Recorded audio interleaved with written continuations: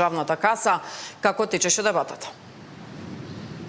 Така е, со 64 гласа за, сите од владеачкото мнозинство помина ребалансот, речиси во една експресна процедура, нешто што навикнавме да го гледаме изминативе неколку процедури за донесување на буџет или ребаланс на буџет. Ова е стандардниот ребаланс кој што се случува некаде кон средината на годината, најчесто јуни или јуни. Со дополнетиот ребаланс вкупните приходи се ревидираат на речиси 380 милиарди денари, што представува зголемување за 1,2% во однос на иницијалниот првичен буџет предвиден за 2026, додека вкупните расходи се ревидираат на 425,8 милиарди денари или повеќе од 2,8% од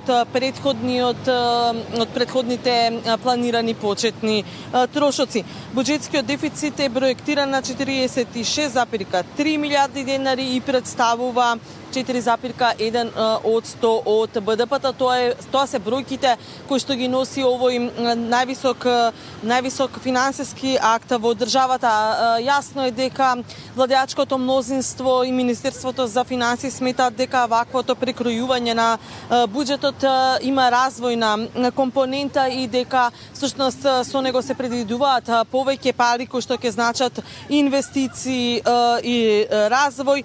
Исто така дека се работи за тоа дека граѓаните ќе добијат повеќе резултати и повеќе исполнета владина програма.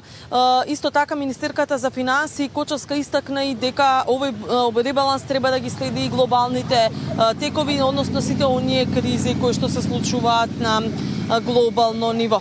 За тоа што ќе значи ребалансот да гледаме во продолжение. Дополнетиот предлог за измени и дополнување на буџетот за 2026 година е навремено и одговорно усогласување на буџетските проекции со новите економски околности, како и за обезбедување средства за исполнување на законските обврски, кои во меѓувреме се случија, како и реализација на развојните приоритети согласно степенот на нивната реализација. Со овие измени обезбедуваме средства за исплата на зголемени плати во секторите каде што е предвиден раст, дополнителна поддршка за земјоделство, повеќе средства за социјална заштита и за општините.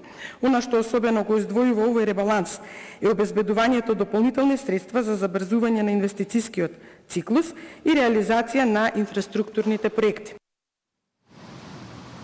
Така е, тоа беше ставот на владеачката мнозинство или на министерката за финансии која што го предложи овој ребаланс. Од друга страна опозицијата критикува дека и покрај назнаките дека се работи за развоен ребаланс, всушност тие не слушнале вакви бројки и стравуваат од нови задолжувања.